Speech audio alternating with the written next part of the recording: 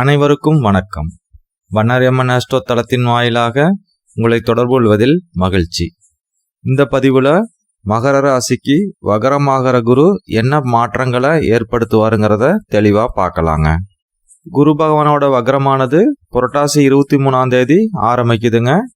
தை 22ஆம் தேதி குரு பகவான் வகர நிவர்த்தி அடைவாருங்க. ஆங்கில தேதிகளில் வர்ற அக்டோபர் 9ஆம் தேதி குரு பகவான் வகர அடைவாருங்க.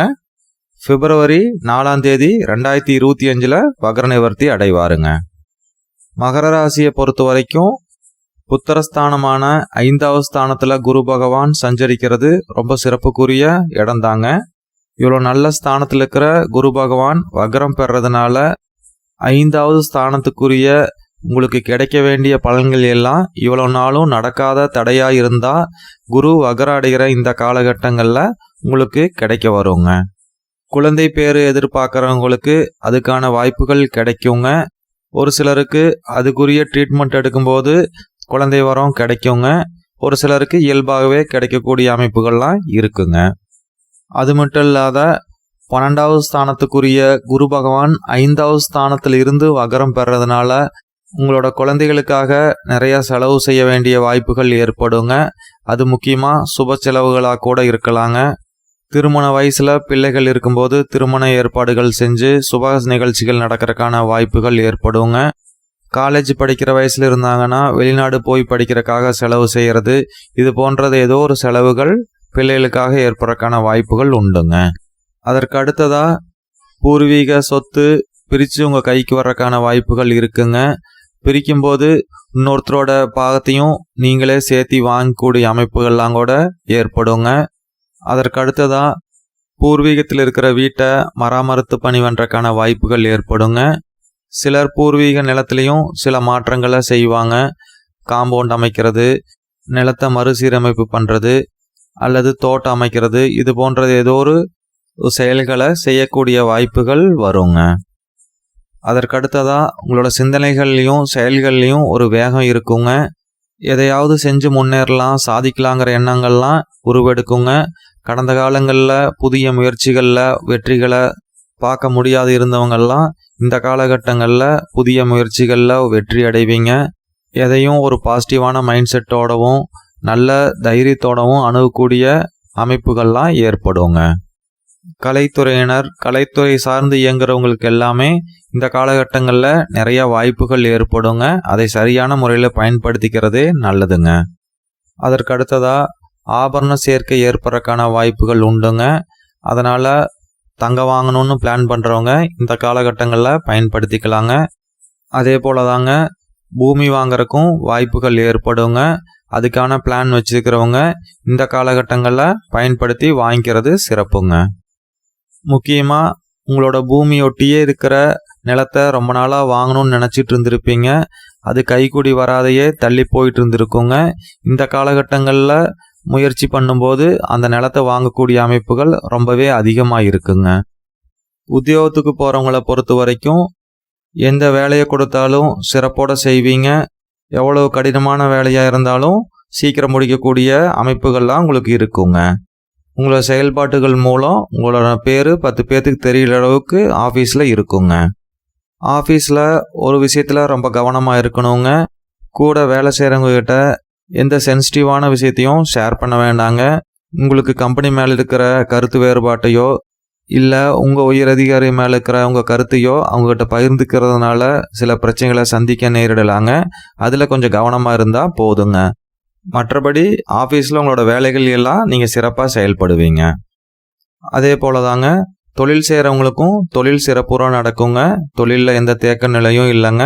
எப்பவும் போல் தொழில் அது பாட்டுக்கு நல்லபடியாக நடக்குங்க. உங்களோட தொழிலாளர்கிட்ட மட்டும் கொஞ்சம் எச்சரிக்கையாக நடந்துக்கணுங்க. கனிவான சொற்களை பேசுறது இந்த காலகட்டங்களில் நல்லதுங்க. அதற்கு அடுத்ததாக குரு வக்ரமாக இருக்கிற இந்த காலகட்டங்களில் குலதெய்வ கோயிலுக்கு அடிக்கடி போயிட்டு வர்றது ரொம்ப சிறப்புங்க. குலதெய்வ கோயிலுக்காக ஏதாவது நேர்த்திக்கடன் செய்ய வேண்டி பாக்கி இருந்தால் இந்த காலகட்டங்களில் செய்கிறதன் மூலம் நல்ல பலன்களை அறுவடை செய்யலாங்க. அது மட்டும் இல்லாத இஷ்ட தெய்வங்களோட கோயிலுக்கெல்லாம் போயிட்டு வர்ற வாய்ப்புகள் ஏற்படுங்க. தொலைதூர பயணங்கள் மூலம் அந்த கோயில்களுக்கெல்லாம் போகிறக்கான சூழ்நிலைகள் ஏற்படுங்க. அந்த மாதிரி போயிட்டு வர்றதன் மூலம் நல்ல பலன்கள் எல்லாமே மிகுதியாக கிடைக்குங்க. அதற்கு அடுத்ததாக வெளியூர்லேயோ வெளிநாட்டிலேயோ இருக்கிறவங்க கூட சொந்த ஊருக்கு வர்றதுக்கான வாய்ப்புகளை இந்த காலகட்டங்களில் ஏற்படுத்தி கொடுக்குங்க. கோச்சாரத்தில் குரு வக்ரமாகிற இந்த காலம் யாருக்கெல்லாம் இன்னும் அதிக பலன்களை கொடுக்குன்னா, பிறந்த கால ஜாதகத்தில் யாருக்கெல்லாம் குரு வக்ரமாக இருக்கோ அவங்களுக்கு இன்னும் கூடுதலான நன்மைகள் கிடைக்குங்க. அவங்களோட எண்ணங்களும் ஆசைகளும் இந்த காலகட்டங்களில் நிறைவேறுங்க. எதிர்பார்த்த வெற்றியும் அவங்களுக்கு கைகூடி வருங்க. கடந்த காலங்களில் நிறையா சோதனைகளையும் தடைகளையும் பார்த்துருப்பாங்க. இந்த காலகட்டங்கள் அவங்களுக்கு நம்பிக்கை தரக்கூடிய வகையில் அமையுங்க. எந்த இடங்களில் கூடுதல் எச்சரிக்கையோடு இருக்கணுங்கிறதையும் பார்க்கலாங்க. 2வது ஸ்தானத்தில் இருக்கிற சனி பகவான் வகரகதியில் சஞ்சரிக்கிறதுனால குடும்ப உறுப்பினர்கள்கிட்ட கொஞ்சம் கவனமாக இருக்கணுங்க. எப்போவுமே விட்டு கொடுத்து போகிறது இந்த காலகட்டங்களில் நன்மை பயக்குங்க. கணவன் மனைவி ஒற்றுமைக்கு பிரச்சனையை ஏற்படுத்தக்கூடிய வகையில் இருக்கிற பழைய பிரச்சனைகளையோ பழைய விஷயங்களையோ இந்த காலத்தில் டிஸ்கஸ் பண்ணாது இருக்கிறதே நல்லதுங்க. நவம்பர் 15ஆம் தேதிக்கு மேலே இந்த நிலைமையெல்லாம் கொஞ்சம் கொஞ்சமாக மாறிடுங்க. அது வரைக்கும் அதிக கவனத்தோடு இருக்கிறது ரொம்பவே நல்லதுங்க. அதற்கு அடுத்ததாக முடிவெடுக்கிறதுல ஒரு தடுமாற்றம் இருக்குங்க. இதுலேயும் ஒரு அவசரம் இருக்குங்க. அவசர கதியில் எடுக்கிற முடிவுகள் பல நேரங்களில் தவறாக போயிடலாங்க. அதனால் முடிவெடுக்கும்போது கொஞ்சம் கவனத்தோடவும் நிதானத்தோடவும் எடுக்கணுங்க. அதற்கடுத்ததாக 7.5 சனி இருக்கிறதுனால எப்பவும் போல் உடல் ஆரோக்கியத்தில் அதிக கவனத்தை செலுத்தணுங்க. அதற்கடுத்ததாக உங்களோட பிள்ளைகளோட உடல் ஆரோக்கியத்திலையும் சற்று கவனத்தோடு இருக்கிறது நல்லதுங்க. அடுத்ததாக குரு வக்ர பயிற்சி அடைகிறதுனால என்ன செய்தால் கெட்ட பலன்களை குறைவாகவும் நல்ல பலன்களை அதிகமாகவும் பெறலான்னா, முக்கியமாக தியானத்தில் ஈடுபடணுங்க. மனசை அமைதியாக வச்சுக்கணுங்க. மனசை அமைதியாக வச்சுக்கிற எந்த காரியத்தையும் செய்யலாங்க. மெடிடேஷன் பண்ணுறது, கோயில்களுக்கு போகிறது, நல்ல மியூசிக் கேட்குறது, இது போன்றது ஏதோ ஒரு வகையில் மனசை அமைதியாக வச்சுக்கிற செயல்களை செய்கிறதன் மூலம் நல்ல பலன்களை அதிகமாக பெறலாங்க. மகர ராசி நண்பர்களுக்கு பண்ணாரியம்மன் ஆஸ்ட்ரோ சார்பாக வாழ்த்துக்கள்ங்க.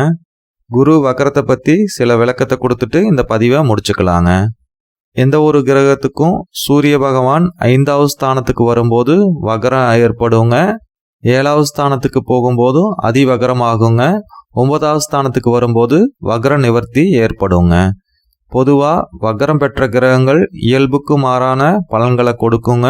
இயல்புக்கு மாறாகவும் செயல்படுங்க. மந்தமான கிரகங்களான சனி பகவானும் குரு பகவானும் வக்ர அடைகிற இந்த காலகட்டங்களில் ரொம்ப வேகமாக செயல்படுவாங்க. அவங்க கொடுக்க வேண்டிய நல்ல பலன்களோ கெட்ட பலன்களோ அதையும் வேகமாகவே கொடுப்பாங்க. அதனால் இந்த காலகட்டங்களில் அதிக விழிப்புணர்வோடு இருக்கணுங்க. சுயஜாதகத்தின்படி நடக்கிற தசாபுத்திகள் சிறப்பானதாக இருந்தால் கோச்சார கிரகங்கள் கொடுக்குற நல்ல பலன்கள்லாம் அதிகமாகவும் கெட்ட பலன்கள்லாம் குறைவாகவும் கிடைக்குங்க. யாருக்கெல்லாம் குரு திசை நடக்குதோ இல்லை மற்ற கிரகங்களோட திசையில் குரு புத்தி நடக்குதோ அவங்க எல்லாமே குரு பெயர்ச்சி ஆகட்டும் குரு வக்ர பெயர்ச்சி ஆகட்டும் கொஞ்சம் உன்னிப்பாக கவனிக்கணுங்க. அவங்களுக்கு நிறைய மாற்றத்தை ஏற்படுத்துங்க. மீண்டும் நல்லதொரு பதிவில் சந்திக்கலாங்க. நன்றி.